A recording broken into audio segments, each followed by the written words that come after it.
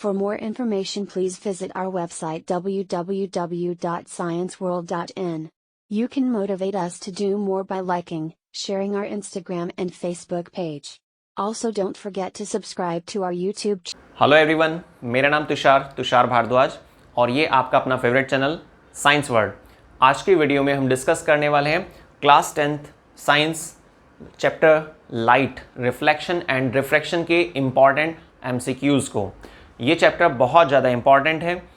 बाकी इस चैप्टर पर हमारी डिटेल्ड वीडियो जा चुकी है, आप उसको समझिएगा, देखिएगा और टॉपिक्स क्लियर करने के बाद फिर आप MCQs को स्टार्ट कीजिएगा, ठीक है। क्योंकि सभी MCQs को कवर करना बहुत आसान होता है, लेकिन उसकी एक शर्त होती है कि आपको चैप्टर क्लियर है या चैप्टर क्लियर नहीं है, ठीक है। तो चलिए टाइम वेस्ट ना करते हुए स्टार्ट करते हैं। Question number first. तो देखिए first question, refractive index of diamond is. Refractive index क्या होगा डायमंड का। तो अब इस लाइन में जो साइंस से जुड़े हुए शब्द हैं, जो साइंस वर्ड है ना, तो वो दो आ रहे हैं हमारे पास, ठीक है, रिफ्रैक्टिव इंडेक्स और डायमंड। अब हमें सबसे पहले तो डायमंड के बारे में थोड़ा सा मालूम होना चाहिए और रिफ्रैक्टिव इंडेक्स के बारे में मालूम होना चाहिए, ठीक है ना। डायमंड क्या होता है? डायमंड एक ऐसा कॉम्पैक्ट मटेरियल है, एक ऐसा सब्सटेंस है जिसमें कार्बन पाया जाता है। और डायमंड की अगर हम स्ट्रक्चर की बात करते हैं तो डायमंड के स्ट्रक्चर में क्या होता है, एक कार्बन बाकी 4 कार्बन एटम से जुड़ जाता है। कार्बन का एटॉमिक नंबर कितना होता है? 6। और कार्बन कितनी बॉन्डिंग दिखाएगा? 4 बॉन्डिंग दिखाता है। अगर आप इसकी इलेक्ट्रॉनिक कन्फिगरेशन देखते हैं तो 2,4 दिखाया जाता है ना इलेक्ट्रॉनिक कन्फिगरेशन के हिसाब से। तो 4 चीज़ों से जुड़ने की क्षमता रखता है। तो अंतर क्या होता है कि जो आपके पास डायमंड है, डायमंड वाले केस में और ग्रेफाइट वाले केस में एक बेसिक डिफरेंस होता है। एक कार्बन एटम 4 से जुड़ जाता है ना, और चारों ही क्या चीजें होती हैं? Carbon carbon carbon. तो इस तरीके से कॉम्पैक्ट अरेंजमेंट होता है, कोई भी यहां पर बॉन्ड फ्री नहीं होता है, ठीक है। अब यहां पर अगर आप ग्रेफाइट की कंपैरिजन करते हैं डायमंड के साथ, तो ग्रेफाइट के स्ट्रक्चर में एक कार्बन का एटम बाकी 3 कार्बन एटम से जुड़ता है, 4th वाला जो है यहां पर फ्री रह जाता है, ठीक है। तो इसीलिए डायमंड को बहुत ज्यादा कॉम्पैक्ट मटेरियल माना जाता है, बहुत ज्यादा टफ मटेरियल, बल्कि टफेस्ट मटेरियल बोल देते हैं डायमंड को, ठीक है। अब डायमंड का रिफ्रैक्टिव इंडेक्स, इस बात का क्या मतलब है, या फिर रिफ्रैक्टिव इंडेक्स को अगर हम अलग से समझते हैं कि भाई क्या मीनिंग है इसका। रिफ्रैक्टिव इंडेक्स हमेशा किसी मटेरियल की कॉम्पैक्टनेस को दर्शाता है, ठीक है, कि कोई मटेरियल कितना कॉम्पैक्ट बॉन्डिंग दिखा रहा है, मॉलिक्यूलर स्ट्रक्चर कितना ज्यादा कॉम्प्लेक्स है उस मटेरियल की, ठीक है। तो डायमंड की बहुत ज्यादा हार्ड होता है। डायमंड अपने आप में बहुत ज्यादा टफेस्ट मटेरियल लिस्ट में माना जाता है, क्योंकि यहां पर कोई भी फ्री स्पेस नहीं है। अगर आप ग्रेफाइट को देखेंगे, ठीक है, तो ग्रेफाइट के स्ट्रक्चर में एक पोजीशन फ्री है। तो एक कार्बन 3 कार्बन एटम से जुड़ता है ग्रेफाइट में, लेकिन डायमंड के स्ट्रक्चर में एक कार्बन 4 से जुड़ सकता था और चारों से जुड़ जाता है, चारों साइड कार्बन ही कार्बन होता है। तो डायमंड के स्ट्रक्चर में कार्बन ही कार्बन देखा जाता है, कोई फ्री स्पेस नहीं होता है, कोई खाली जगह नहीं होती, जिसकी वजह से हम उसको टफेस्ट मटेरियल मानकर चलते हैं, ठीक है। तो ये तो बात हुई डायमंड की, थोड़ा सा कंपेयर करते हुए ग्रेफाइट से।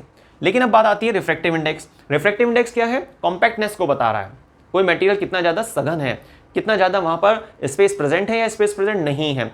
अगर हम एग्जांपल लेकर चलते हैं कि मान लेते हैं कि कोई एक्स सब्सटेंस है, ठीक है, इसका रिफ्रैक्टिव इंडेक्स आपने कहा 1.5 है। कोई वाई सब्सटेंस है हमारे पास, उसका रिफ्रैक्टिव इंडेक्स 0.5 है। तो आप ध्यान से सोचिएगा कि एक्स का रिफ्रैक्टिव इंडेक्स 1.5, इसका मतलब क्या है कि ये मटेरियल बहुत ज्यादा कॉम्पैक्ट है, इसमें इंटरमॉलिक्यूलर स्पेस आप मानकर चलिए इसके तुलना में काफी कम है वाई के कंपैरिजन में। लेकिन y का रिफ्रैक्टिव इंडेक्स कितना है? 0.5। तो इसका मतलब ये हुआ रेज आसानी से यहां से गुजर सकती हैं इन कंपैरिजन x वाले के, ठीक है। तो इस तरीके से आप किसी भी 2 सब्सटेंस को कंपेयर कर सकते हैं रिफ्रैक्टिव इंडेक्स के आधार पर। क्लियर? अब आते हैं हम अपने क्वेश्चन पर। इसको हटा देते हैं ताकि कंफ्यूजन ना हो आपको कि भाई ये चीजें कहां से आ गई। ये सिर्फ समझाने के लिए था। देखिए अब बात चल रही है कि refractive index of diamond is 1.5, 1.3, 2.42 और 1.8। जैसे कि मैंने आपको कहा, वैसे अगर आप नेट पर चेक करते हैं तो बहुत सारे आपको टफेस्ट मटेरियल मिल जाएंगे डायमंड से भी ऊपर की कैटेगरी के, लेकिन जो फिलहाल अभी चलता है, जिसको हम सब बुक्स में यूज करते हैं, वो क्या है? डायमंड है, ठीक है। तो 4 ऑप्शन है। अब हमने सुना कि डायमंड टफेस्ट मटेरियल है और चारों में सबसे ज्यादा वैल्यू कहां पर आ रही है? ए ऑप्शन में 1.5 है, बी ऑप्शन में 1.3 है, डी ऑप्शन में 1.8 है, लेकिन सी देखिए आप 2.42, और यही इसका सही आंसर है। डायमंड को टफेस्ट मटेरियल माना जाता है क्योंकि डायमंड की जो कंपोजिशन है, अगर हम उसको चेक करते हैं तो वहां पर कोई भी खाली जगह नहीं है। In the structure of diamond 1 carbon atom link with the 4 other carbon atom. ठीक है, ये जो कॉम्पैक्ट अरेंजमेंट जनरेट होता है, ये आपको स्ट्रक्चर देखने को मिलेगी अगर आप कार्बन के एलोट्रॉप्स, है ना, अगर आप कार्बन के एलोट्रॉप्स देखते हैं तो एलोट्रॉप्स में यहाँ पर 3 पॉसिबिलिटी होती हैं, डायमंड, ग्रेफाइट, बकमिंस्टर, फुलरेंस, है ना।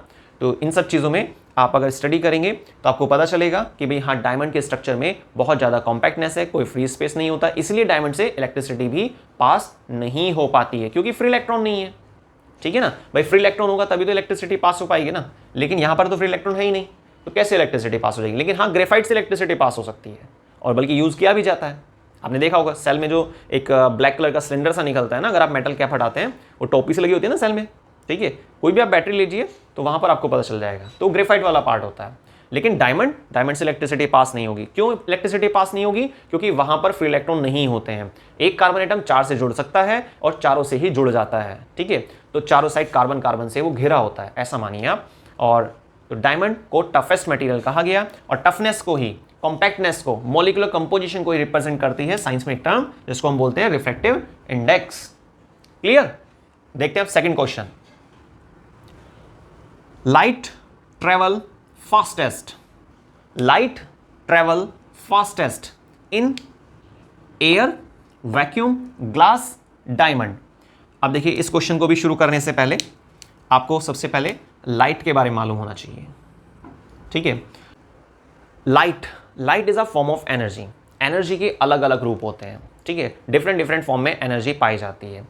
इसी में से एक नाम आता है लाइट। अब लाइट क्या है? आपने कहा कि भाई ठीक है, एक फॉर्म ऑफ एनर्जी है, लेकिन लाइट को ट्रैवल करने के लिए, लाइट क्या, किसी भी चीज़ को ट्रैवल करने के लिए रास्ता चाहिए होता है। रास्ते में जितनी दिक्कतें आती हैं उतना ही स्पीड पर फर्क पड़ जाता है।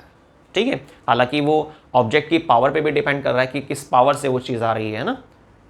ठीक है, तो जब लाइट ट्रैवल करती है ना, अगर उसके रास्ते में काफ़ी ज़्यादा प्रॉब्लम है ना, काफ़ी ज़्यादा जो मीडियम आ रहा था रास्ते में वो कॉम्पैक्ट मीडियम है, तो लाइट रेस को प्रॉब्लम पड़ती है और लाइट रेस की स्पीड पर फर्क पड़ जाता है। ठीक है, जैसे आपने नोटिस किया होगा, मान लीजिए आप बाइक से कहीं जा रहे हैं तो रास्ता खाली है, तो बहुत अच्छी स्पीड से आप चल रहे थे और जल्दी आप पहुंच जाते हैं टारगेट तक। लेकिन कई बार क्या होता है कि आप, दूसरा केस, कि आप बाइक से जा रहे हैं और रास्ते में क्या है ना, कहीं पे थोड़ा सा कोई इधर गड्ढा सा हो रहा है, उधर की साइड कोई पब्लिक खड़ी हुई है, कोई पर्सन्स वगैरह ग्रुप खड़ा हुआ है, ऐसी कुछ थोड़ा आगे है, तो आप कभी लेफ्ट को टर्न लेंगे, कभी राइट को टर्न लेंगे, थोड़ा सा मतलब डिस्टर्बेंस होता है। इसकी वजह से क्या होता है कि स्पीड जो है स्लो पड़ जाती है। तीसरा केस, आप बाइक से जा रहे थे, अच्छे खासा आपने देखा कि भाई रास्ता, ट्रैक जो है क्लियर है, आप स्पीड बनाए हुए थे, लेकिन आगे जाकर क्या हुआ, कोई ओपन मार्केट लगा हुआ था, हो गया काम खराब, है ना। आपको बहुत मुश्किल होगी वहाँ से निकलने में, तो स्पीड में प्रॉब्लम आ रही है ना आपकी लगातार स्पीड क्या है, डाउन हो जाएगी। ऐसे ही सेम होता है लाइट रेस के साथ। लाइट रेस जब ट्रैवल करती हैं, अगर आगे मीडियम नॉर्मल है, रेयर मीडियम है, ठीक है, तो ऐसे में लाइट रेस अच्छे से डिस्टेंस कवर कर पाती हैं और बहुत स्पीडली कवर कर पाती हैं, स्पीड बहुत बढ़िया रहती है लाइट रेस की। लेकिन अगर मीडियम थोड़ा डेंसर हो जाता है, मीडियम थोड़ा सा सघन हो जाता है, इंटरमॉलिक्यूलर स्पेस डेंसर मीडियम में बहुत कम मिलता है, और रेयर मीडियम में, ठीक है, रेयर मीडियम में डेंसर मीडियम की तुलना में मॉलिक्यूलर स्पेस थोड़ा ज़्यादा होता है, तो रेस आसानी से ट्रैवल कर पाती हैं जितना रेयर मीडियम होगा, और जितना जितना डेंसर मीडियम बढ़ता चला जाएगा तो उसी हिसाब से लाइट रेस की स्पीड स्लो डाउन हो जाती है और लाइट रेस बेंड भी हो जाती हैं। ठीक है, अब बात आती है यहाँ पर कि लाइट रेस ट्रैवल करती हैं बहुत तेज़ी से। तो हमने मीनिंग तो समझ लिया है, अब ये जो 4 ऑप्शन है, हमें ये देखना होगा कौन सा ऐसा मीडियम है जिसमें मॉलिक्यूलर डिस्टेंस ज़्यादा पाई जाती हो, जो कम डेंसर हो, या फिर रेयर मीडियम हो। सीधी सी बात, रेयर और डेंसर मीडियम के लिए आप एक डायग्राम समझ सकते हैं। देखिए, जैसे कि ये कुछ मॉलिक्यूल्स दिखाए हैं, ठीक है, आप ध्यान से देखिएगा, ये जो बीच में आ रहा है ना, ये सब क्या है, आपका इंटरमॉलिक्यूलर स्पेस, तो यहां पर काफी ज्यादा है। लेकिन अगर कुछ ऐसे बनाया जाए,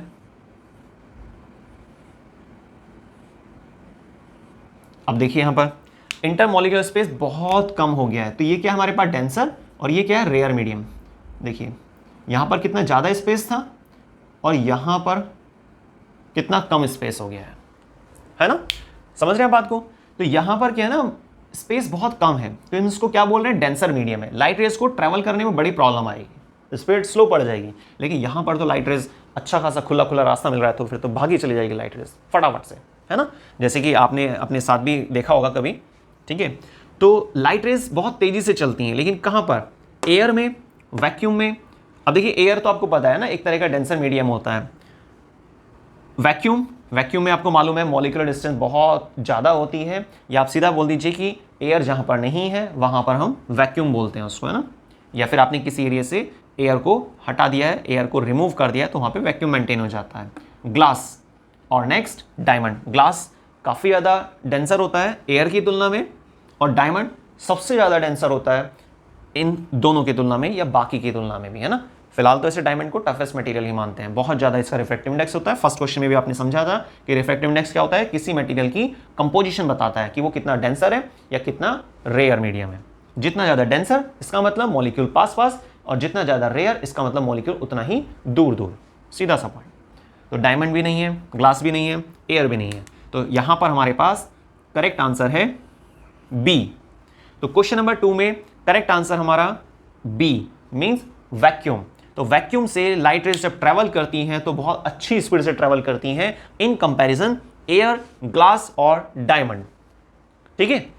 अब देखते हैं next question number 3। When light goes from one medium to another the characteristics that remains unaffected. Light rays की कैरेक्टरिस्टिक्स जो होती हैं, कोई एक सिंगल ढूंढनी है, ठीक है। तो कोई एक ऐसी कैरेक्टरिस्टिक का हमें पता लगाना है जिसमें बदलाव नहीं आता जब लाइट रेज एक मीडियम से दूसरे मीडियम में जाती हैं, ठीक है। जब लाइट रेज एक मीडियम से दूसरे मीडियम में एंटर करती हैं, ठीक है, इसका मतलब रिफ्लेक्शन की बात चल रही है, क्योंकि आपने पढ़ा है ना कि लाइट चैप्टर में 2 पार्ट किए जाते हैं, रिफ्लेक्शन और रिफ्रैक्शन। रिफ्लेक्शन के अंदर तो सिंगल मीडियम के अंदर ही काम किया जाता है कि लाइट रेज आ रही हैं टकरा के पॉलिश सरफेस से बाउंस बैक हो रही हैं और सेम मीडियम में रहती हैं, वो तो हमारे पास रिफ्लेक्शन प्रोसेस होता है। लेकिन रिफ्रैक्शन में क्या होता है, जो लाइट चैप्टर का सेकंड पार्ट है, उसमें लाइट रेज एक मीडियम से निकलती हैं और दूसरे मीडियम में एंटर कर जाती हैं। दूसरे मीडियम में तो एंटर तब करेंगी ना जो आपके पास मेम्ब्रेन है या जो आपके पास बीच में बैरियर आ रहा है वो कैसा होना चाहिए, ट्रांसपेरेंट होना चाहिए, ठीक है। इसलिए रिफ्लेक्शन वाले प्रोसेस में मिरर का यूज किया जाता है और रिफ्रैक्शन वाले केसेस में लेंस का इस्तेमाल किया जाता है, ठीक है, या उसके जरिए होता है, ऐसा भी आप बोल सकते हैं।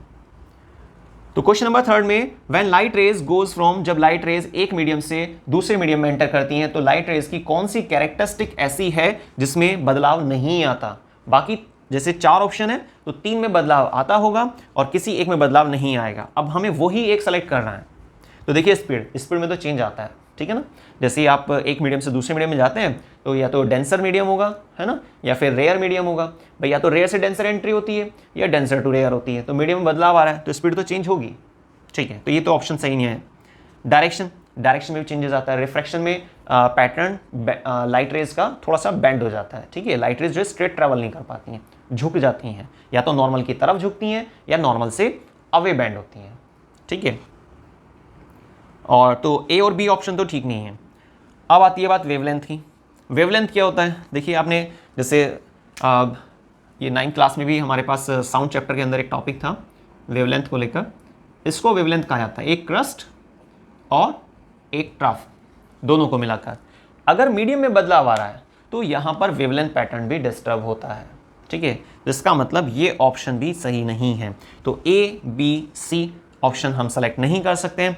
लास्ट बचता है हमारे पास फ्रीक्वेंसी। फ्रीक्वेंसी एक ऐसी टर्म है जो टाइम फैक्टर पर डायरेक्टली डिपेंड करती है और यही वो ऑप्शन है इसी वजह से जो लाइट रेज की कैरेक्टरिस्टिक्स में काउंट किया जाता है और जिसमें बदलाव नहीं आ पाएगा जब कोई लाइट रेज एक मीडियम से दूसरे मीडियम में एंटर करती हैं, ठीक है। तो जब लाइट रेज एक मीडियम से दूसरे मीडियम में जाती हैं तो वहां पर स्पीड चेंज हो जाती है। हम ये नहीं कह सकते भाई कम ही होगी हमेशा, वो तो डिपेंड करेगा सिचुएशन में मीडियम कौन सा है। तो स्पीड में चेंज आता है, डायरेक्शन भी बदल जाती है क्योंकि स्ट्रेट ट्रैवल नहीं कर पाती है, बेंडिंग हो जाती है। वेवलेंथ जो है जैसे कि मैंने आपको बताया कि एक क्रस्ट और एक ट्रफ को मिलाकर वन वेवलेंथ कहा जाता है और मीडियम चेंज हो रहा है तो बेसिक बात है उसकी वेवलेंथ पैटर्न भी डिस्टर्ब हो जाती है। लेकिन फ्रीक्वेंसी डायरेक्टली डिपेंड करता है टाइम फैक्टर पर, ठीक है। तो फ्रीक्वेंसी ही एक ऐसी टर्म है जो चेंज नहीं होगी जब लाइट रेज एक से दूसरे मीडियम में जाती हैं। तो इसी वजह से हमारा करेक्ट आंसर क्या हुआ क्वेश्चन नंबर 3 में, डी। तो डी हमारा एग्जैक्ट आंसर आ गया। Clear? Frequency. Next, focal length.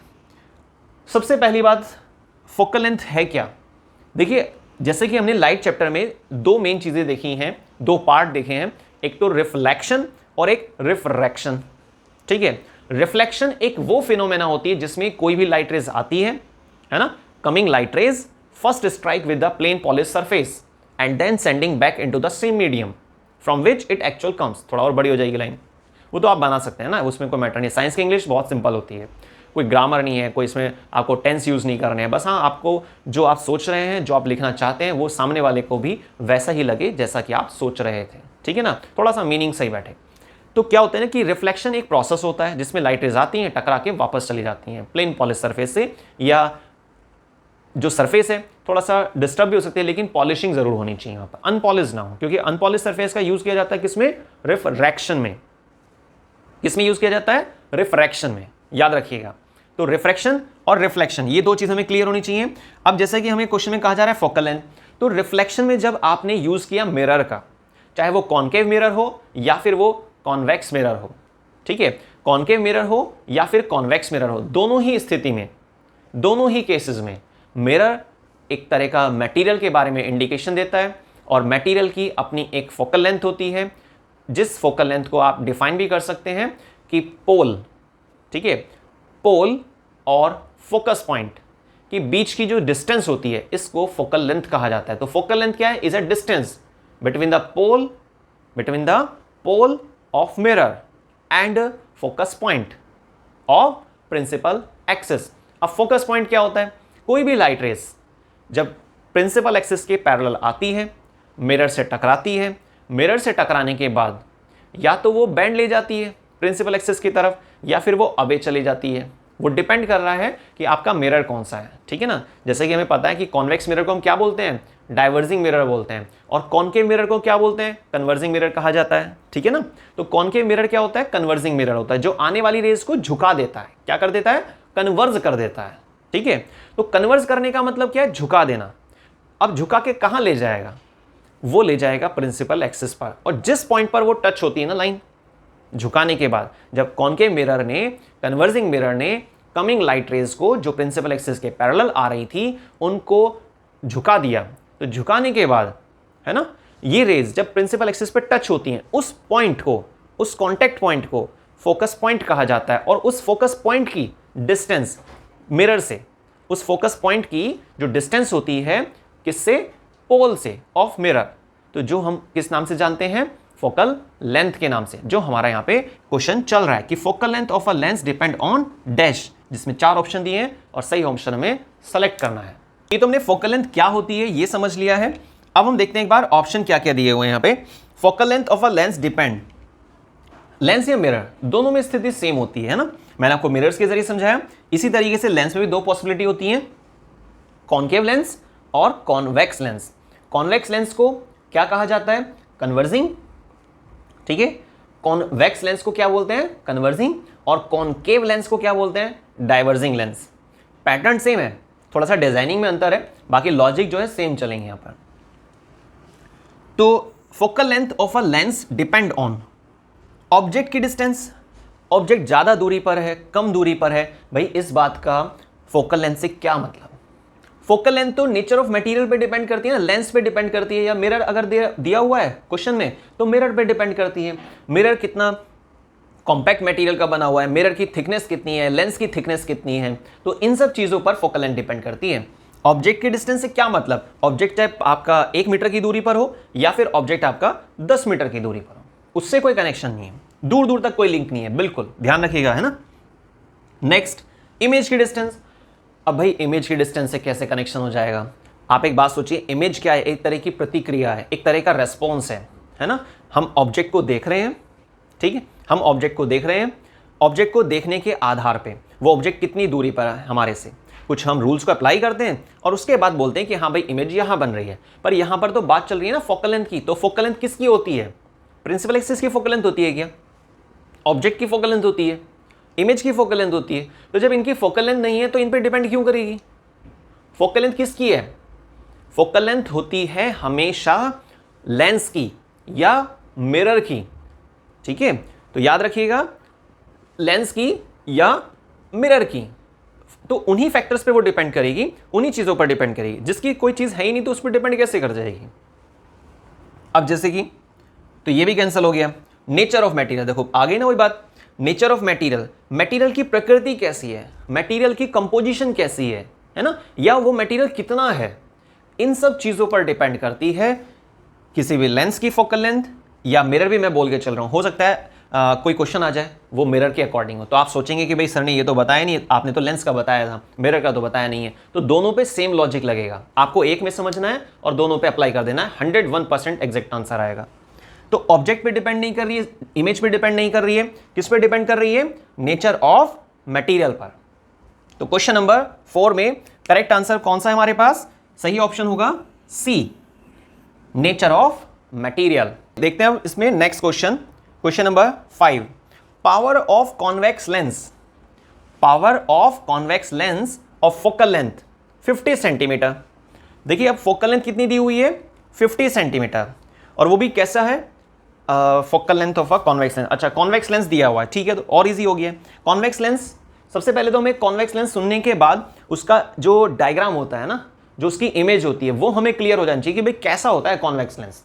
मैं आपको बनाकर दिखाता हूं एक बार।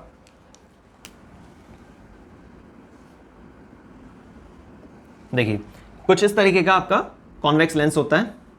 आप इसमें प्रिंसिपल एक्सिस डालिए तो क्या होता है, रेज ऐसे आती हैं और आकर ऐसे बेंड हो जाती हैं। जिस पॉइंट पर वो टच होती हैं उसको क्या बोलते हैं, फोकस पॉइंट। इस पैटर्न में ये रेज आ रही हैं। तो फोकल लेंथ कहां से कहां तक होती है, ये ऑप्टिकल सेंटर हुआ आपका, ओ पॉइंट यहां से लेकर यहां तक, ये आपका फोकल लेंथ हो गई है। ठीक है, दिख पा रहा है, थोड़ा सा आप जूम करके देखिएगा। ठीक है, तो ये जो डायग्राम है ये हमें फोकल लेंथ के बारे में बता रहा है ना। साथ में ये डायग्राम हमें एक चीज और भी बता रहा है कि भाई कॉन्वेक्स लेंस जो होता है कन्वर्जिंग होता है ना। क्या होता है, कन्वर्जिंग। रिवाइज कीजिए आप साथ साथ, ऐसे सिर्फ देखते रहेंगे, आप थोड़ा सा अपने माउथ से बोलते भी रहिए कि ठीक है भाई, या फिर उसको नोट करते रहिए। पढ़ाई के लिए आप अगर लिख कर देखेंगे तो बहुत बेस्ट ऑप्शन होता है। थोड़ा सा आपको उसे माउथ से भी रिपीट करते रहना होता है, बोलते रहना होता है कि अच्छा ठीक है, कॉन्वेक्स लेंस का दूसरा नाम होता है कन्वर्जिंग लेंस। क्यों होता है, इसी डायग्राम से दो चीजें पता चल गई आपको। अब एक तीसरी चीज जो हमारे क्वेश्चन से मैच करती है, कॉन्वेक्स लेंस की फोकल लेंथ कैसी है, प्लस या माइनस। देखिए और बताइए फटाफट से, कमेंट भी कीजिएगा आप साथ साथ कि भाई प्लस होती है माइनस। सोचिए जरा, पता चल पा रहा है नहीं। एक और हिंट देखो आप, ये कार्टेशियन इक्वेशन कुछ ग्राफ होता है ना आपके पास, वो प्लस का साइन बना देते हैं मैथ्स में। इधर क्या होता है, ये प्लस वाली चीजें होती हैं, और इधर क्या होता है आपके पास, ये माइनस वाली चीजें होती हैं। इसको एक्स एक्सिस के अकॉर्डिंग लेके चलते हैं, और इधर क्या होता है, वाई माइनस, और इधर वाई पॉजिटिव। एक इस तरह से पैटर्न दिखाया जाता है ना। तो ये जो इंटरसेक्शन वाला पॉइंट है, ये क्या है, ऑप्टिकल सेंटर। अब सोचिए, ऑप्टिकल सेंटर से अगर हम राइट साइड में जा रहे हैं तो प्लस लें या माइनस लें, कौन सा लें, प्लस। बिल्कुल सही आंसर है आप सबका। तो फोकल लेंथ यहां पर प्लस होगी। तो एक छोटे से डायग्राम से हमें तीन क्वेश्चन क्लियर हो रहे हैं। एक छोटे से डायग्राम से आपको तीन चीजें क्लियर हो रही हैं। वो तीन चीजें क्या है, फोकल लेंथ प्लस क्यों लेते हैं कॉन्वेक्स लेंस के केस में, ये बात आपको क्लियर हो गई। दूसरी बात, कॉन्वेक्स लेंस कन्वर्जिंग लेंस है, साफ पता चल रहा है। जितनी भी रेज आ रही है, मैं कह रहा हूं 10 15 20 50 रेज डाल दीजिए, सारी की सारी रेज को वो कन्वर्स कर देता है, और इसीलिए इसे कन्वर्जिंग लेंस कहते हैं। कॉन्वेक्स लेंस को कॉन्वेक्स मिरर नहीं कहा है, वो ध्यान रखिएगा, वो डाइवर्जिंग होता है, उल्टा केस होता है। अभी जो टॉपिक चल रहा है उसके बारे में आप 100% सोच के चलिए, ठीक है, उसको फिर देखेंगे बाद में। तो कॉन्वेक्स लेंस को हम कन्वर्जिंग लेंस कहते हैं, ये बात भी पता चल गई। प्लस होती है फोकल लेंथ, ये बात भी क्लियर हो गई। साथ में ये भी पता चल गया हमें इसी डायग्राम से कि फोकल लेंथ होती क्या है। तो जो इंटरसेक्शन पॉइंट होता है, जब कॉन्वेक्स लेंस से रेज गुजर जाती हैं, तो गुजरने की वजह से उसकी जो मटेरियल है, उसकी कंपोजिशन की वजह से क्या होता है, वो लाइट रेज को बेंड कर देता है और प्रिंसिपल एक्सिस पर एक पॉइंट पर टच करा देता है, कांटेक्ट करा देता है। उसी कांटेक्ट पॉइंट को फोकस पॉइंट कहा जाता है, और उस फोकस पॉइंट की जो डिस्टेंस होती है ऑप्टिकल सेंटर से, उसी को फोकल लेंथ कहा गया है। ठीक है, अब ये सारी बात तो हमें पता चल गई है। अब इसके अलावा हमें एक फॉर्मूला याद होना चाहिए, इसको हम यहां लिख लेते हैं, P is equal to 1/f। ठीक है, P is equal to 1/f। अब देखिए, अगर हमें फोकल लेंथ मालूम है अगर हमें फोकल लेंथ मालूम है तो हम क्या कर सकते हैं, इस फॉर्मूले में पुट करेंगे और P फाइंड कर सकते हैं, है ना। अब जैसे 4 ऑप्शन दिए ना आपको, ए ऑप्शन में क्या दिया हुआ है, -2d, बी माइनस का 1/2d, C twice of D, D 1/2d। लेकिन आपने एक बात सोची है क्या, है ना, कि यहां पर प्लस में होनी चाहिए। भाई फोकल लेंथ हमारे पास प्लस में है तो पावर भी प्लस में होनी चाहिए ना। भाई आपने फोकल लेंथ के प्लेस पर जब उसकी वैल्यू रखेंगे जो प्लस में थी, क्योंकि यहां पर हमें पता भी चल रहा है कि हाँ भाई प्लस में ही होनी चाहिए, डायग्राम से हमने इस बात को समझ लिया कि फोकल लेंथ तो कॉन्वेक्स लेंस की हमेशा कोई भी स्थिति हो, कोई भी केस आ रहा हो, फोकल लेंथ मतलब प्लस, बात खत्म। तो फोकल लेंथ जब आप प्लस में रखेंगे तो पावर क्या निकल कर आएगी, पावर निकल कर आएगी प्लस में। इसका मतलब ये हुआ कि भाई ये 2 क्वेश्चन, ये जो 2 ऑप्शन दिए हुए हैं हमें कंफ्यूज करने के लिए दिए हुए हैं। तो ए पॉसिबल नहीं है, बी पॉसिबल नहीं है, अब बचता है आपके पास सी और डी। अब सी और डी में से हमें सेलेक्ट करना है। अब देखिए इसमें किस तरह सेलेक्ट करेंगे हम इसको, है ना। कितनी दी हुई है फोकल लेंथ, 50 सेंटीमीटर, क्लियर। अब फॉर्मूला क्या होता है, फॉर्मूले में 2 कंडीशन हो सकती हैं। देखिए या तो आप 2 पॉसिबिलिटी हैं जो आप फॉर्मूला यूज करते हैं ना, तो एक तो हम लिख देते हैं simple P is equal to 1/f, पर लेकिन इस फॉर्मूले में शर्त क्या होती है, फोकल लेंथ आपकी कैसे होनी चाहिए, मीटर में होनी चाहिए, ठीक है। फोकल लेंथ कैसी होनी चाहिए, मीटर में।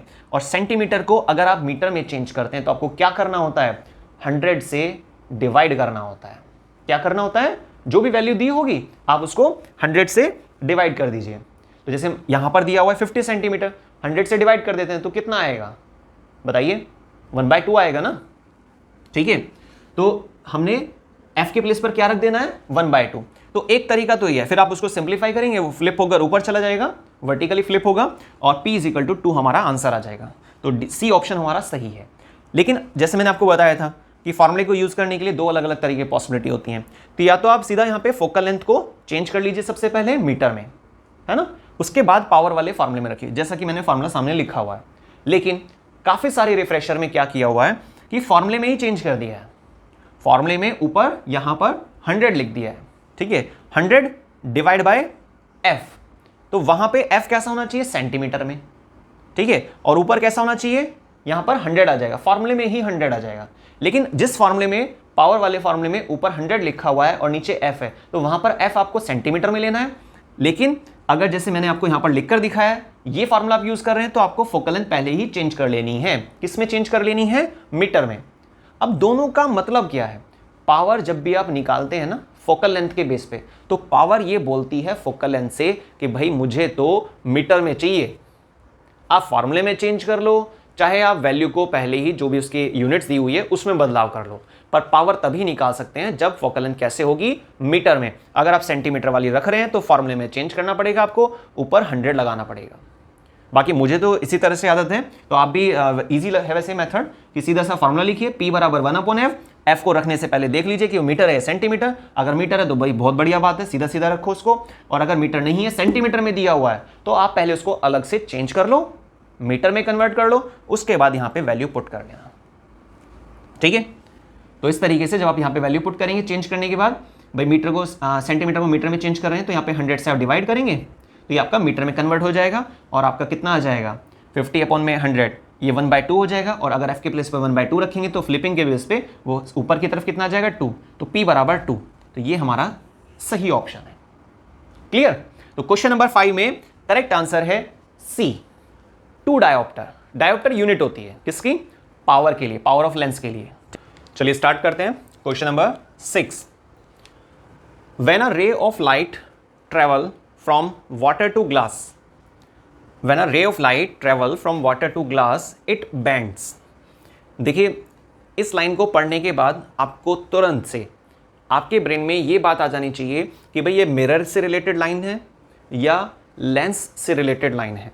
यहाँ पर रिफ्लेक्शन की बात चल रही है या फिर बात चल रही है किसकी, रिफ्रैक्शन की। तो देखिए आंसर तो आपको जो आना चाहिए वो रिफ्रैक्शन है, इसका मतलब लेंस की बात चल रही है। पर पता कैसे चला, देखिए क्या बोला गया यहाँ पर, when a ray of light travel from water to glass, पानी से ग्लास की तरफ, है ना। पानी एक मीडियम, ग्लास दूसरा मीडियम। आपको मालूम है कि अलग अलग मीडियम में अलग अलग मॉलिक्यूलर कंपोजिशन देखी जाती है, मॉलिक्यूलर डेंसिटी चेंज हो जाती है, या आप ऑप्टिकल डेंसिटी भी बोल सकते हैं, वो बदल जाती है। अब देखिए वाटर क्या होता है, ठीक है वाटर डेंसर मीडियम है, लेकिन ग्लास की तुलना में वो कम डेंसर होता है, ठीक है। तो यहाँ पर जो रेयर और डेंसर नाम आते हैं ना पूरे चैप्टर में, ये जो दो नाम बार बार आते हैं, जब भी आप रिफ्रैक्शन का कोई भी टॉपिक पढ़ते हैं तो वहाँ पे रेयर, डेंसर, इन चीज़ों का जिक्र आता है। तो रेयर का बहुत सिंपल मीनिंग होता है मॉलिक्यूल्स के बीच में ज़्यादा डिस्टेंस और मॉलिक्यूल्स के बीच में कम डिस्टेंस, इसको बोलते हैं हम डेंसर। रेयर के लिए ज़्यादा डिस्टेंस वाला केस आपको कंसिडर करना होता है, और जब बात आती है डेंसर मीडियम की, इसका मतलब मॉलिक्यूल्स के बीच में ज़्यादा दूरी नहीं है, मॉलिक्यूल पास पास हैं। तो ये क्लियर हुआ आपको। वाटर और ग्लास में से रेयर मीडियम किसको कंसिडर करने वाले हैं हम? वाटर को। और ग्लास को क्या कंसिडर करेंगे? Denser medium. और लाइट रेस किधर से किधर जा रही है? वाटर से ग्लास। और आपने रिफ्रैक्शन को लेकर कुछ रूल्स देखे होंगे, बल्कि इस पर हमारी एक डिटेल वीडियो भी जा चुकी है, आप उसको देखिएगा, आपको टॉपिक 101% क्लियर हो जाएगा। ये 1% एक्स्ट्रा क्यों लगाया? एक्स्ट्रा मार्क्स अच्छी हैंड राइटिंग के लिए, वो सब चीज़ें नहीं। यहाँ पर जब आप चीज़ों को अच्छे से पढ़ लेंगे ना, तो आपके पास एक रेंज, पूरा सेफ जोन बन जाएगा। उस सेफ जोन का मतलब क्या है कि कोई भी क्वेश्चन आ रहा है, आप बहुत अच्छे से उसे एक्सप्लेन कर पा रहे हैं, चीज़ों को समझ पा रहे हैं, ठीक है, कि भाई इस क्वेश्चन में क्या पूछा जा रहा है और आपको क्या आंसर करना है। उसके लिए फिर आपको ऑप्शन की भी नीड नहीं होती है, ठीक है ना। तो क्वेश्चन सुनने के बाद आपके ब्रेन में तुरंत से आंसर आ जाना चाहिए, ठीक है। ऑप्शन से और बल्कि कन्फ्यूज़न क्रिएट होता है, और कन्फ्यूज़न भी तभी होगा अगर आपने उसे रिवाइज नहीं किया है ठीक से, है ना।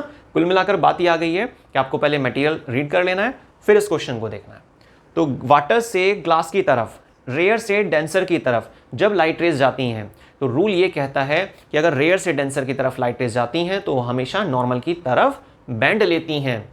इसी के जस्ट अपोजिट एक और रूल भी आया था चैप्टर में कि जब लाइट रेज डेंसर से रेयर की तरफ जाती हैं, डेंसर से रेयर मीडियम की तरफ जाती हैं, तो अवे फ्रॉम द नॉर्मल जाती हैं, ठीक है। तो यहां पर ये बात तो क्लियर हो गई कि भाई वाटर क्या है? रेयर मीडियम है। ग्लास क्या है? डेंसर मीडियम है। और जब light rays water to glass कैसे जाती हैं? वाटर टू ग्लास, तो ऐसे केस में वो बैंड लेती हैं टुवर्ड नॉर्मल, ठीक है। और देखिए फर्स्ट ऑप्शन ही है बल्कि टुवर्ड नॉर्मल, बाकी भी देख लेते हैं। अवे फ्रॉम नॉर्मल वो पॉसिबल नहीं है। अगर बाई चांस क्वेश्चन ऐसा होता ग्लास टू वाटर, तो फिर हम बी ऑप्शन सेलेक्ट करते हैं। देखो पता चला ना आपको, एक ही क्वेश्चन में आपने दो चीजों को समझ लिया है। एक तरह से ये मानिए जो क्वेश्चन नंबर 6 है, ये दो क्वेश्चन के बराबरी कर रहा है ना। थोड़ा सा चेंज करेंगे, ऑप्शन बदल जाएगा। सी पॉसिबल नहीं है, डी भी नहीं, ठीक है। तो क्वेश्चन नंबर 6 में ए ऑप्शन करेक्ट आंसर है, ठीक है। Next question number 7। Question number 7 में पूछा गया आपसे नो रिफ्रैक्शन। अच्छा, रिफ्रैक्शन हो ही नहीं रहा है। अकर्स नो रिफ्रैक्शन मींस आपको रिफ्रैक्शन होते हुए नहीं दिख पा रहा है या नहीं हो रहा है रिफ्रैक्शन, लेकिन कब, कौन सी स्थिति ऐसी होती है 4 में से जो यहां पर दी जा रही है जिसमें रिफ्रैक्शन नहीं हो पाएगा। अब भाई रिफ्रैक्शन का मतलब क्या होता है, इसके लिए आपको डेफिनेशन क्लियर होनी चाहिए। रिफ्रैक्शन का मतलब होता है जब लाइट रेज एक मीडियम से दूसरे मीडियम की तरफ जाती हैं तो लगातार बेंड होती चली जाती हैं। डिपेंड करता है कौन से मीडियम से कौन से मीडियम में जा रही हैं। अगर डेंसर से रेयर जा रही हैं भाई, तो क्या बोलेंगे? अवे फ्रॉम नॉर्मल, सीधी सी बात। और अगर रेयर से डेंसर मीडियम की तरफ जा रही हैं तो टुवर्ड नॉर्मल। लेकिन अगर मीडियम का जिक्र ही ना करें हम, या ऐसा बोल दें कि भाई हाँ एक मीडियम से दूसरे मीडियम में जा रही हैं पर मटेरियल मीडियम की डेंसिटी चेंज नहीं हो रही है, ऑप्टिकल डेंसिटी सेम है, और जब डेंसिटी सेम है तो क्या लाइट रेज बेंड होंगी? सोचिए आप, बताइए।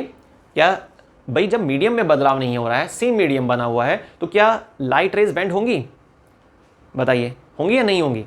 कमेंट किया कीजिए आप। भाई आप जैसे क्वेश्चन समझ रहे हैं, आपको लगता है कि हाँ भाई ठीक है, बढ़िया है, दमदार है, तो कमेंट कीजिए, लाइक कर दीजिए, क्या ज़्यादा उसमें टच करना होता है, ठीक है। तो खैर यहाँ पर बात आती है कि मीडियम में बदलाव नहीं है, इसका मतलब लाइट रेज बेंड नहीं होंगी, लाइट रेज स्ट्रेट चलेंगी, इसका मतलब रिफ्रैक्शन नहीं हो रहा है। तो हमें ऐसा ऑप्शन सेलेक्ट करना होगा जहां पर लिखा हुआ मिले कि भाई मटेरियल मीडियम सेम है, डेंसिटी चेंज नहीं हो रही है। अब देखिए 3 ऑप्शन तो यहां पर बेकार हैं, जैसे कि फर्स्ट वाले में कहा जा रहा है रेयर टू डेंसर। भाई रेयर टू डेंसर अगर होता तो बैंड हो जाती ना, रिफ्रैक्शन हो जाता। डेंसर टू रेयर ये भी पॉसिबल नहीं है, क्योंकि हमें ये देखना है ऐसा ऑप्शन मिले हमें जिसमें मटेरियल मीडियम में चेंज ना आ रहा हो, या फिर ये हो कि भाई डेंसिटी सेम है, तभी हम कह सकते हैं रिफ्रैक्शन नहीं हो रहा है। और देखिए सी ऑप्शन में लिखा हुआ है ये 1 टू अदर या 1 to another that have the same density या सेम ऑप्टिकल डेंसिटी, इसका मतलब मीडियम में चेंज नहीं हो रहा है और यही हमारा आंसर है। ठीक है, मार्क कर देते हैं फटाफट से इसको। तो क्वेश्चन नंबर 7 में सी ऑप्शन करेक्ट आंसर है हमारा। Clear. Next question, question number 8, refractive index. देखिए रिफ्रैक्टिव इंडेक्स पे फिर से क्वेश्चन आ गया है, तो इस चीज से आपको समझ में आ रहा होगा, पता कर पा रहे होंगे आप, या हो सकता है आपने नोट भी किया हो, है ना। देखिए प्योरली आप बताइएगा कि आपने नोट किया या नहीं किया। ठीक है, कि भाई रिफ्रैक्टिव इंडेक्स पे बार बार क्वेश्चन आ रहा है। रिफ्रैक्टिव इंडेक्स वैसे तो छोटा टॉपिक है, इसका मीनिंग भी बहुत ईजी है, लेकिन उसमें ना कई तरीके से क्वेश्चन आ जाता है। देखिए एक टाइप ये भी है इसमें, refractive index of a glass with respect to, ये WRTS ना शॉर्ट में लिख देते हैं, आप भी लिख सकते हैं उसको एग्जाम वगैरह में अगर आपको यूज करना पड़ रहा है तो refractive index of a glass with respect to air is 3/2। कितना है ये? 3/2। तो आपसे बोला जा रहा है glass with respect to air, और वो कितना दिया हुआ है? 3/2। अब आपसे पूछा गया what is the refractive index of air with respect to glass. Just opposite है ना भाई, ग्लास से एयर की तरफ लाइट रेज जा रही है ना, ग्लास से एयर की तरफ एंट्री हो रही है लाइट रेज की, तो रिफ्रैक्टिव इंडेक्स कितना है? 3/2, 3/2। और जब आपसे कहा जा रहा है कि भाई एयर से अगर ग्लास में लाइट रेज एंटर करें तो कितना हो जाएगा, तो सीधा सा यहां पे फॉर्मूला आप यूज कर सकते हैं, बल्कि कि भाई आपका glass to air is equal to 1 divide by air to glass. तो सीधा सा आंसर आ जाएगा, इसको जस्ट उल्टा करना होगा हमें, ये 3/2 है ना, तो ठीक है, हाँ 2/3 आ जाएगा, तो इसमें करेक्ट ऑप्शन हो गया ए। बी सही नहीं है, सी डी स्क्वायर वगैरह कहाँ से आ गया, गलत है वो। तो क्वेश्चन नंबर 8 में करेक्ट आंसर है 2/3, ए ऑप्शन हमारा सही आंसर। क्लियर, तरीका भी आपको बच गया, ये फॉर्मूला भी आप नोट कर लीजिएगा, है ना। ये छोटी छोटी जो चीज़ आ रही है ना बीच में, ये लास्ट में मिलकर बहुत ज़्यादा आपके पास आपकी नॉलेज को बूस्ट करने वाली है। ठीक है ना, तो आप नोट कर लीजिएगा इसको अलग से फॉर्मूले को, कि glass with respect to air is equal to 1 divide by air to glass, just उल्टा होता है ना। ठीक है, ताकि कोई अगर नेक्स्ट क्वेश्चन आता है तो आप उसको यूज कर पाए। Question number 9, apparent depth of a tank of water is 3 metre. अच्छा, apparent depth कह रहा है ना, is what is a actual depth। अच्छा ठीक है, apparent depth जो है वो दी हुई है आपको 3 मीटर है, और actual depth आपसे पूछी जा रही है, साथ में रिफ्रैक्टिव इंडेक्स दे दिया है आपको एयर टू वाटर। देखिए इसको क्या किस तरह से पढ़ते हैं, रिफ्रैक्टिव इंडेक्स जब लाइट रेज एयर से वाटर में एंटर करती हैं, है ना, कितना है आपके पास रिफ्रैक्टिव इंडेक्स? 4/3, है ना। तो इसमें एक फॉर्मूला होता है, रियल डेप्थ अपॉन में apparent depth is equal to में refractive index air to water. इस फॉर्मूले को आप नोट कर लीजिएगा, ये और किसी क्वेश्चन में भी काम आ सकता है, क्योंकि भाई यहाँ पर जो क्वेश्चन है हो सकता है उसमें कोई डिजिट वगैरह चेंज कर दें, या थोड़ा सा उसको बदल कर लिख दिया जाए कि भाई वाटर टू एयर, तो उसी हिसाब से आप इसको भी फ्लिप कर देंगे, है ना। पर जो मेन फार्मूला होता है कि जब एयर से लाइट रेज एंटर करती हैं वाटर में, एयर से लाइट रेज जब एंटर करती हैं वाटर में, तो ऐसे केस में रियल डेप्थ अपॉन में एपरेंट डेप्थ। रियल डेप्थ का मतलब होता है वास्तविक गहराई, है ना, वास्तव में कितनी गहराई है। एपरेंट डेप्थ का मतलब क्या होता है कि गहराई जितनी आपको लग रही है, जो फील हो रही है, जो वास्तविक नहीं है, एक्चुअल नहीं है। ठीक है ना, तो एपरेंट मतलब एक तरह से इमेजिनरी कंडीशन, और रियल मतलब कि एक तरह से एक्चुअल कंडीशन। ठीक है, अब आप देखिए रिफ्रैक्टिव इंडेक्स कितना दिया है हमें, 4/3, तो आपको क्या करना होगा, इसके प्लेस पे 4/3 रखना होगा, और रियल डेप्थ अपॉन में एपरेंट डेप्थ। ठीक है, और हमें क्वेश्चन में एपरेंट डेप्थ दी हुई है। ठीक है, तो इसके प्लेस पर आप क्या रखने वाले हैं, 4/3, और एपरेंट डेप्थ कितनी है, 3 मीटर। ठीक, तो आपको रियल डेप्थ निकालनी है, इसको निकालने के लिए क्या करेंगे आप, 4/3 के मल्टीप्लाई में ले जाएंगे एपरेंट डेप्थ को, तो 4 डिवाइड बाय 3 मल्टीप्लाई में 3, तो कितना हो जाएगा, 3 से 3 कैंसिल हो जाएगा, सीधा सा आंसर है 4 आ जाएगा। ये रहा हमारे पास ए ऑप्शन। ठीक है, तो क्वेश्चन नंबर 9 में ए ऑप्शन जिसमें 4 दिया हुआ है वो करेक्ट आंसर है। तो आप समझ गए कि एपरेंट डेप्थ और रियल डेप्थ का फॉर्मूला क्या होता है। एक और नई चीज हमारे पास सामने आ गई, इसको भी आप अपने रजिस्टर में नोट कर लीजिए ना, ठीक है। और तो उससे क्या होगा ना, आपके पास देखिए 2 फॉर्मूले नए आ गए हैं जिसके जरिए कोई और क्वेश्चन आता है तो उसको भी सॉल्व कर पाएंगे, ठीक। एपरेंट डेप्थ और रियल डेप्थ जो होती है इसका मीनिंग याद रखिएगा। बल्कि एपरेंट और रियल है ना, नाम आपके पास उसका एक चैप्टर है human I and it's a colourful world. तो वहाँ पर एक क्वेश्चन भी दिया हुआ है कि star seems higher than the actual are, है ना। तारे आपको जो है अधिक ऊंचाई पर दिखाई पड़ते हैं पर इतनी भी ऊंचाई पर नहीं होते, उससे थोड़ा सा नीचे होते हैं। नीचे का मतलब मैंने ये नहीं बोला आपसे कि आप किसी मल्टी स्टोरी बिल्डिंग की छत पर जाकर ऐसे हाथ लगाएंगे तो स्टार्स को टच कर देंगे। काफ़ी ऊंचाई पर है लेकिन इतना भी ऊंचाई पर नहीं है जितना कि वो दिखाई पड़ते हैं, ठीक है। तो star seems higher than the actual are, तो जो हमें स्टार दिखाई पड़ता है वो क्या है, एपरेंट स्टार है। क्या है वो, एपरेंट स्टार। जबकि एक्चुअल स्टार उससे थोड़ा नीचे मिलता है ना। तो रियल स्टार अलग है। तो चलिए खैर क्वेश्चन नंबर 9 हमें क्लियर हो गया है, इसका लॉजिक भी समझ में आ गया है, फॉर्मूला क्या यूज करना चाहिए ये भी पता चल गया है। ध्यान रखिएगा, आप इसको फुल फॉर्म में लिखिएगा, रियल डेप्थ और apparent depth. Next question number 10, to form real image mirror required is. Real image बनाने के लिए मिरर रिक्वायर्ड, पर कौन सी मिरर चाहिए होती है इसके लिए देखो आपको है ना एक चीज पता होनी चाहिए। यहां पर हम इसको चलिए यहां बना लेते हैं ना। मिरर के केस में अभी मैं आपको क्या चीज एक्सप्लेन कर रहा हूं, वैसे तो जो हमारी वीडियो गई थी लाइट चैप्टर पे कुछ पार्ट्स हैं वहां पे, आप उनको देखेंगे तो मिरर के केस में आपको अलग कॉन्सेप्ट मिलेगी, अलग लॉजिक मिलेंगे और लेंस के लिए अलग मिलेंगे। अभी फिलहाल मैं आपको सिर्फ मिरर वाला समझा रहा हूं ताकि कंफ्यूजन ना हो। मिरर वाले केस में क्या होता है, ये जो इंटरसेक्शन पॉइंट है ना इसको हम पोल कंसिडर कर लेते हैं, पी पॉइंट मान लेते हैं, ठीक है। तो इससे लेफ्ट की तरफ जो चीजें होती हैं वो होती है रियल, और राइट साइड में जो चीजें होती हैं उसको बोलते हैं हम वर्चुअल। लेकिन कब, मिरर के केस में। लेंस के केस में मत सोचिए, जब जो टॉपिक चल रहा है उसको 100% निपटा कर चलिए आप। तो मिरर के केस में अगर आपकी ऑब्जेक्ट की इमेज बन रही है उल्टे हाथ की तरफ, लेफ्ट साइड में, तो आपने क्या बोलना है, रियल इमेज। और अगर इमेज बन रही है ऑब्जेक्ट की सीधे हाथ की तरफ तो आप क्या बोलेंगे, वर्चुअल इमेज। और आपको मालूम है मिरर 2 प्रकार के हैं मिरर 2 प्रकार के हैं, कॉनकेव और कॉन्वेक्स। कॉन्वेक्स मिरर में हमेशा इमेज सीधे हाथ की तरफ बनती है, हमेशा। कॉन्वेक्स मिरर में, जिसको हम डाइवर्जिंग मिरर भी बोलते हैं, उसमें इमेज कहां बनती है, राइट साइड में। इसका मतलब वर्चुअल। कॉन्वेक्स में तो कोई पॉसिबल केस ही नहीं है कि रियल इमेज बन जाए। इसका मतलब हमें ऑप्शन में से सिर्फ और सिर्फ कॉनकेव मिरर को ढूंढना है, कॉन्वेक्स मिरर नहीं ले सकते हम। तो ए ऑप्शन हम लोगों को कंफ्यूज करने के लिए दिया हुआ है, ठीक है ना, कंफ्यूज नहीं होना है आपको। बी ऑप्शन करेक्ट है, बाकी भी देख लेते हैं एक बार। बोथ वो पॉसिबल नहीं है, कैन नॉट से क्यों नहीं कह सकते, हम तो कह सकते हैं क्योंकि हमें सही ऑप्शन मिल गया है। तो बी ऑप्शन आपका करेक्ट आंसर है। तो क्वेश्चन नंबर 10 में बी मतलब कॉनकेव मिरर, क्योंकि कॉनकेव मिरर ही एक ऐसा मिरर होता है जिसमें रियल केसेस भी देखे जाते हैं और वर्चुअल केसेस भी होते हैं, है ना।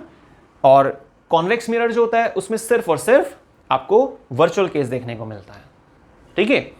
तो ये नंबरिंग के हिसाब से देखा जाए तो सिर्फ 10 क्वेश्चन है, लेकिन जैसा मैंने आपको एक्सप्लेन किया है ना, जैसा भी मैंने आपको एक्सप्लेन किया है, अच्छा या बुरा आप प्लीज़ कमेंट करके बताइएगा, हमें भी थोड़ा मोटिवेशन मिलता है उससे, ठीक है। और तो जैसा भी मैंने आपको एक्सप्लेन किया है तो उसके हिसाब से अगर देखा जाए, उस लॉजिक के हिसाब से देखा जाए तो ये 30 क्वेश्चन की बराबरी करते हैं, 30 क्वेश्चन की बराबरी करते हैं ये 10 क्वेश्चन। नंबर के हिसाब से ठीक है 10 है, ठीक है। तो बहुत बहुत धन्यवाद, आपने हमारी वीडियो को स्टार्टिंग से देखा और सभी वीडियोस को आप देखते रहिए और मिलते हैं नेक्स्ट वीडियो में। तब तक के लिए धन्यवाद। और प्लीज़ अगर आपने हमारे चैनल को सब्सक्राइब नहीं किया है, आप सब्सक्राइब कीजिए, लाइक कीजिए, शेयर कीजिए, बेल आइकन को प्रेस कीजिए और वीडियो को मैक्सिमम शेयर कीजिए ताकि सभी पढ़ने वाले बच्चों का बेनिफिट रहे, फ़ायदा हो सके और वो अच्छे मार्क्स ले पाएँ।